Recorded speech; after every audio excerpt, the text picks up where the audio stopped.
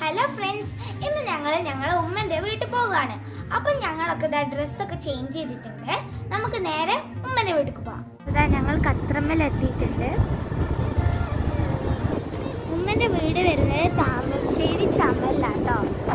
അവിടെ നല്ല ഗ്രാമമായത് നല്ല രസമാട്ടോ അവിടെ.